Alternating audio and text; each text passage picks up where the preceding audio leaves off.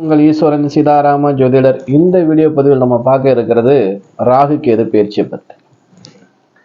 ராகு கேது பயிற்சி 2025 எந்த தேதியில எந்த மாசத்துல வருது அப்படிங்கிறத நம்ம முதல்ல தெரிஞ்சுக்கிடுவோம்.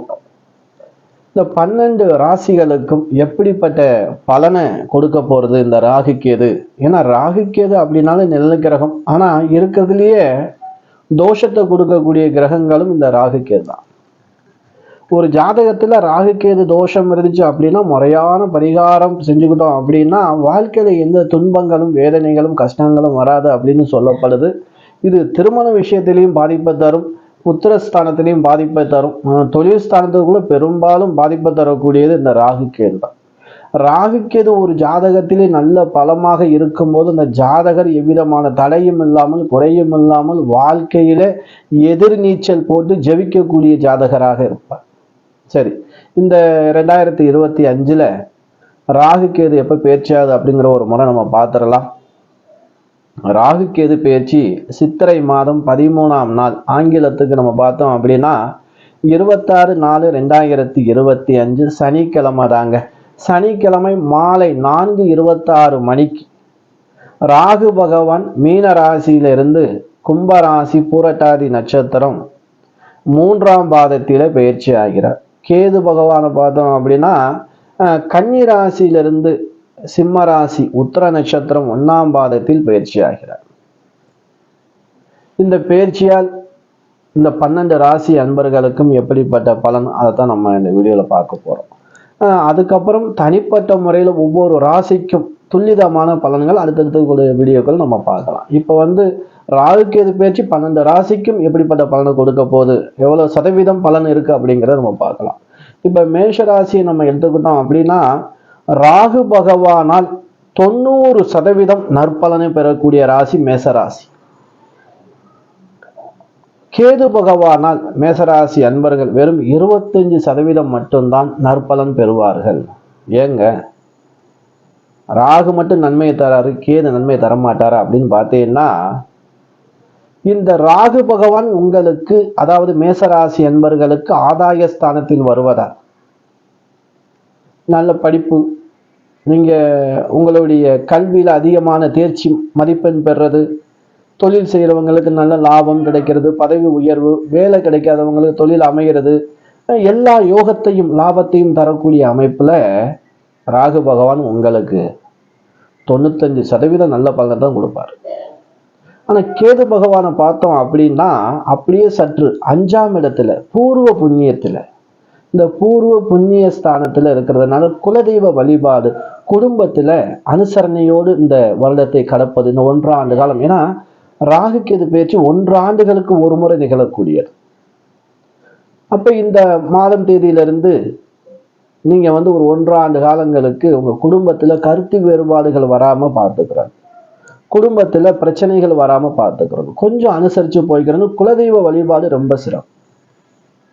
சரி, ரிஷபராசி. ரிஷபராசி அன்பர்களை பொறுத்த வரைக்கும் 4ஆம் இடத்தில் கேது, ஒரு 35% பலன் ரிஷபராசிக்கு கேதுவால ஏற்படும். ராகுவால பார்த்தீங்க அப்படின்னா ராகு பகவானை பொறுத்த வரைக்கும் 10ஆம் இடத்து ராகு, அங்கு ஒரு 60% தான் உங்களுக்கு பலன் கொடுக்கும். அப்ப இந்த ராகு கேதை பொறுத்த வரைக்கும் இந்த பெயர்ச்சி உங்களுக்கு பெரிய அளவுல நல்ல பலன் பெரும்பாலும் இல்லை, தீமை பலனும் பெரும்பாலும் இல்லை. இந்த ரிஷபராசி அன்பர்கள் ஒரு வீடு கட்டணும், இடம் வாங்கணும் அப்படின்னா கொஞ்சம் கவனமா ஜாக்கிரதையா இருந்துக்கிறணும். ஏன்னா அதுல ஏமாற்றப்படுவீர்கள் அப்படிங்கிறத காட்டுது.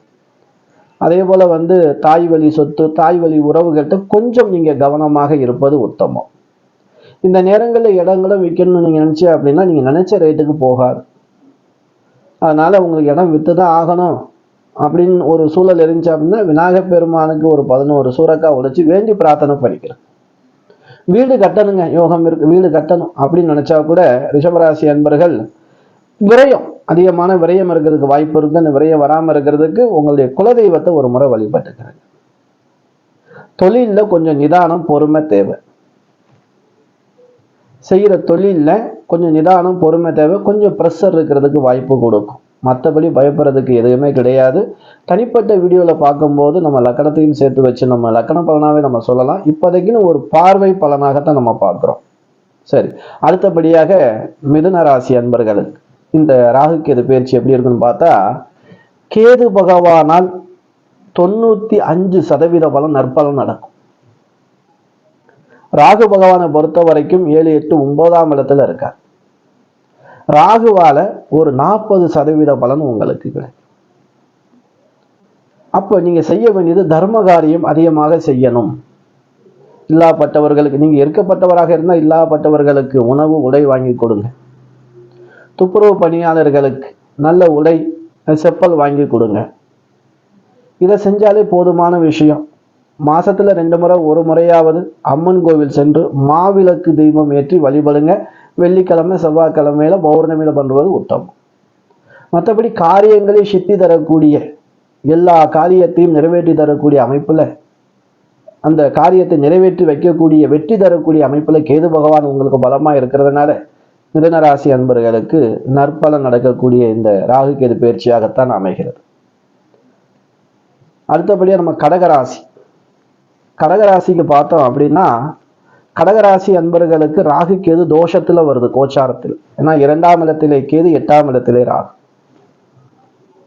ஒரு முறை காளகஸ்தி போய் ஒரு முறை பரிகாரம் பண்ணிக்கிறங்க. இல்ல உங்களுடைய ஊருக்கு அருகாமையில இந்த மாதிரி சர்ப்ப கிரகத்துக்கு பரிகாரம் பண்ணக்கூடிய ஆலயம் இருந்துச்சு அப்படின்னா அந்த ஆலயம் சென்று நீங்க வழிபட்டு பரிகாரம் செய்து கொள்வது உத்தமம். ஏன்னா தனம் வாக்கு குடும்பஸ்தானத்துல கேது. அதனால இந்த 3 விஷயங்கள்லையும் நீங்க நிதானம் பொறுமை தேவை. 8ஆம் இடம் யோகத்தை கொடுக்கும். திடீர் யோகம், வெளிநாடு பயணங்கள் எது வேணுமாலும் இருக்கும். பொறுமை அவசியம். உடல் மீது கொஞ்சம் எச்சரிக்கை, கவனம், முன்கோபம் இருக்கக்கூடாது. நீங்க வழிபடக்கூடிய தெய்வம் அப்படின்னு பார்த்தீங்க அப்படின்னா ஆதிசேஷன், ரங்கநாதன் வழிபாடு நீங்க பண்ணிக்கிறலாம். கருடர் வழிபாடு பண்ணிக்கிறலாம். இல்லை அப்படின்னா அம்மனுடைய சிரசுல நாகம் இருக்குங்க, நாகாத்தம்மன், பிருத்திங்கிரா, அங்காள பரமேஸ்வரி, இப்படி தெய்வங்களை நீங்க வழிபடுவதால் உங்களுக்கு இந்த ராகு கேதுவால் வரக்கூடிய தீமை பலன்கள் வராமல் நற்பலன் நடக்கும். இப்போ தோஷம் சொல்லும் போது நம்ம சதவீதத்தை நம்ம சொல்ல முடியலை, ஏன்னா தோஷத்துல இருக்கு. அதனால கடகராசி அன்பர்களுக்கு பார்த்தீங்க அப்படின்னா 2மே 0% தான் நம்ம கொடுக்கலாம். அதனால நற்பலன் கண்டிப்பாக நடக்கும்.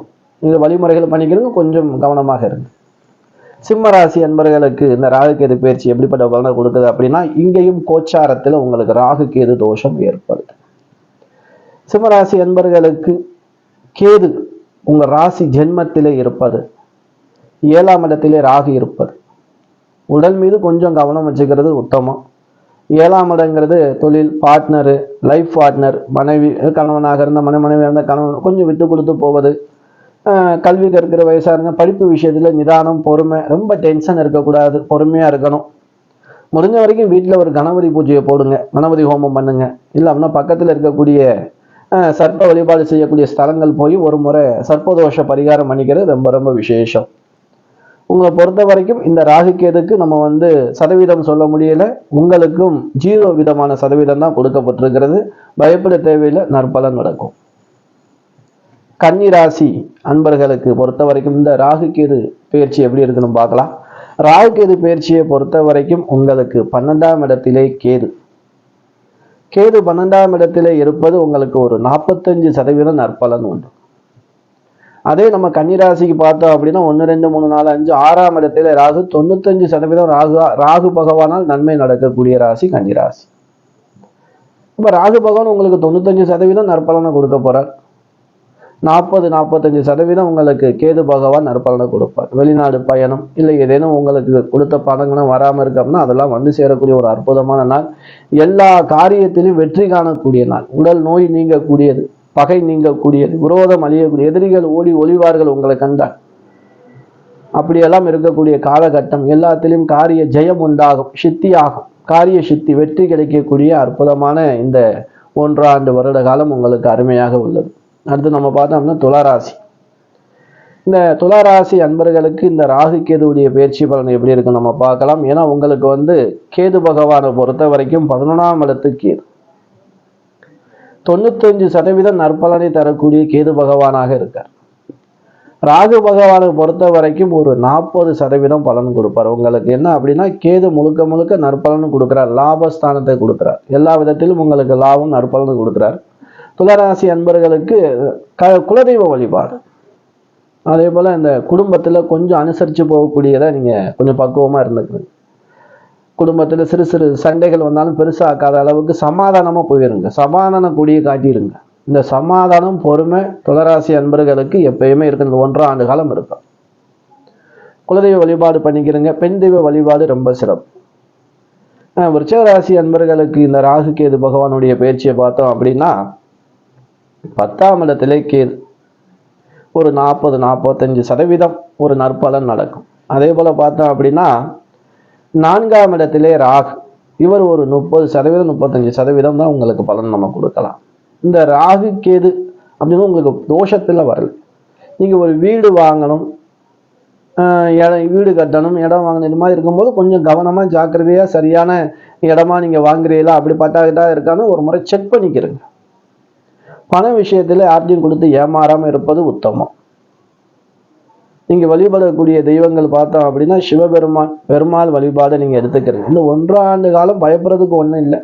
ராகு கேது மத்தியமமான பலன்ல இருக்கிறதுனால நன்மைகள் நடக்கிறதுக்கு அதிக வாய்ப்பு இருக்கு. நன்மைகள் மட்டும்தான் நடக்கும் அப்படின்னு மனசுல குலதெய்வத்தை வேண்டி பிரார்த்தனை பண்ணிக்கிறேன். ராகு கேது பயிற்சி தனுசு ராசி அன்பர்களுக்கு எப்படி இருக்குன்னு பார்க்கலாம். தனுசு ராசியை பொறுத்த வரைக்கும் ராகு பகவான் உங்களுக்கு 3ஆம் இடத்தில் இருப்பது 95% நற்பலன் நடக்கும்.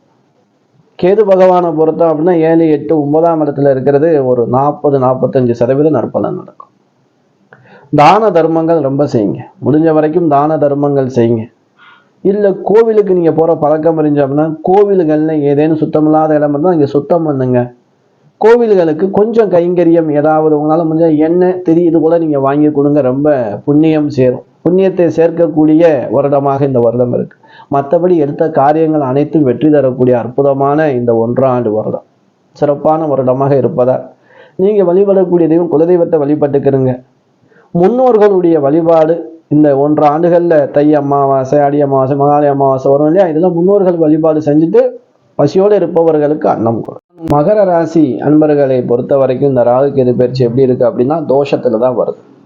2ஆம் இடத்திலே ராகும், 8ஆம் இடத்திலே கேது. கொஞ்சம் உடல் மீது கவனம் செலுத்திக் கொள்வது உத்தமம். தனம், வாக்கு, குடும்பம் இந்த ஸ்தான இடத்துல கொஞ்சம் நிதானம் பொறுமை அவசியம். பண விஷயத்துல கொடுக்கல் வாங்குற விஷயத்திலையும் கொஞ்சம் கவனமா இருந்துக்கிறனும். சர்ப்ப கிரக தோஷ பரிகாரம் பண்ணிக்கிறது ரொம்ப நல்லது. காலகஸ்தி இது போல உங்க ஊருக்கு அருகாமையில ஏதேனும் சர்ப்ப கிரகத்துக்கு சாமி பண்ணக்கூடிய கோவில் இருந்துச்சு அப்படின்னா ஒரு முறை நீங்க போய் பரிகாரம் பண்ணிட்டு ராகு காலத்துல துர்கா அம்பாள் வழிபாடு பண்ணிக்கிறீங்க, ரொம்ப சிறப்பாக இருக்கும். அடுத்து நம்ம கும்பராசி. இந்த கும்பராசிக்கு இந்த ராகு கேது பகவானுடைய பயிற்சி எப்படி இருக்குன்னு பார்த்தோம் அப்படின்னா, உங்களுக்கு ஜென்மத்திலேயே ராகு 7ல் கேது வருவதால் உங்களுக்கும் சர்ப்பதோஷம் கோச்சாரத்தில் ஏற்படுகிறது. நீங்களும் சர்ப்பதோஷ பரிகாரம் பண்ணிக்கிறாங்க. உடல் மீது கொஞ்சம் கவனம் தேவை. லைஃப் பார்ட்னர், தொழில் செய்கிற இடம், இது மேலையெல்லாம் கொஞ்சம் கவனமாக இருந்துக்கிறது உத்தமம். யாருக்கும் ஜாமீன் கையெழுத்து போடக்கூடாது. நீங்கள் வழிபடக்கூடிய தெய்வம் காளி அம்பாள் வழிபாடு பண்ணிக்கிறீங்க, பைரவர் வழிபாடு பண்ணிக்கிறீங்க. சதவீதம் சொல்ல போகும்போது நம்ம மகர ராசிக்கும் அந்த அளவுக்கு சதவீதம் கிடையாது. ஏன்னா தோஷத்துல வரும்போது, கோச்சார தோஷத்துல வரும்போது பரிகாரம் தான் நமக்கு நல்ல பலனை கொடுக்கும். ராகு கால வழிபாடு சிறப்பாக இருக்கும். இந்த 1.5 ஆண்டு காலங்களில் பாதகமா எதுவும் நடக்காது, நன்மை மட்டும்தான் நடக்கும். நன்மை நடக்கிறதுக்கு சில வழிமுறையை நம்ம பண்ணிக்கிட்டாலே போதுமான விஷயம். அடுத்து நம்ம பார்த்தோம் அப்படின்னா மீனராசி. இந்த மீனராசி அன்பர்களை பொறுத்த வரைக்கும் கேது பகவான் 95% நற்பலனை தர இருக்கார். அற்புதமான விஷயம், நல்ல விஷயமாச்சு இல்லையா? மீனராசிக்கு நற்பலன் தரக்கூடிய கேது பகவான் அருமையான இடத்துல இருக்கார். அரசு வேலை உள்ளவங்களுக்கு நல்ல ஒரு பேரு புகழ், பதவி உயர்வு, வேலை இல்லாதவங்களுக்கு வேலை கிடைக்கிறது, இப்படி எல்லாமே உங்களை தேடி வரக்கூடிய அற்புதமான வருடமாக இருக்கிறது. 12ஆம் இடத்துல உங்களுக்கு ராகு இருப்பது ஒரு 60% பலன் நம்ம கொடுக்கலாம். வெளிநாடு பயணங்கள், வராத ஏதேனும் ஒரு வரவு வந்து சேரும், ஒரு நற்செய்தி, சுப விரயங்கள் இதெல்லாம் நடக்கிறதுக்கு அற்புதமா இருக்குங்க. இந்த 12 ராசிக்கும் நம்ம கோச்சாரத்துல ஒரு பொதுவான பலன் நம்ம சொல்லியிருக்கோம். விரிவான பலன் ஒவ்வொரு ராசிக்கும் விரைவில் நம்ம தனித்தனியான வீடியோ போடுவோம். அதே போல உங்களுடைய ஜாதகத்தில் நடக்கிற திசா புத்தி லக்கணத்தை பொறுத்து இந்த பலன் முழுமையாக உங்களுக்கு பிரதிபலிக்கும். ஏன்னா இது கோச்சார பலன் தான். இந்த பலன் அப்படியே நடக்கிறதுக்கும் அப்படியே மாரகமாக நல்ல விஷயம் நடக்கிறதுக்கும் வாய்ப்பு அதிகமாகவே இருக்கு. இப்ப நம்ம தோஷத்துல இருக்கிறவங்களுக்கும் யோகத்தை கொடுக்கும். உங்க ஜாதகத்துல ஏற்கனவே சர்ப்பதோஷம் இருந்து, இப்ப ஒரு சிம்ம ராசி எடுத்துக்கிறோமே, சிம்ம ராசிக்கு சர்ப்பதோஷம் வருது, கும்ப ராசி, மகர ராசி, கடக ராசிக்கெல்லாம் சர்ப்பதோஷம் ஏற்படுது. இவர்களுக்கு நீங்க பிறக்கும் போது ராகு கேது எப்படிப்பட்ட யோகத்தில் இருக்கார் அப்படிங்கிறத பார்த்து அதுக்கு ஏற்றவாறு தசாபுத்தி நடக்கும்போது உங்களுக்கு நற்பலன் நடக்கும். அப்போ ஒரு முறை நீங்க என்ன பண்ணுங்க, உங்க ஊர்ல உங்களுக்கு தெரிஞ்ச ஒரு ஜோசியர்கிட்ட கொடுத்து உங்க ஜாதகத்தை இந்த ராகு கேது பயிற்சி எப்படிப்பட்ட பலன் எங்களுக்கு கிடைக்க போகுது அப்படிங்கிறத நீங்க தெரிஞ்சுக்கிட்டே அப்படின்னா இந்த வீடியோவும் உங்களுக்கு ஒரு பயனுள்ள வீடியோவாக இருக்கும். சரி, நம்ம அடுத்து ஒரு நல்ல வீடியோவில் சந்திக்கும் வரை நான் உங்கள் ஈஸ்வரன், சீதாராம ஜோதிடர். நன்றி, வணக்கம்.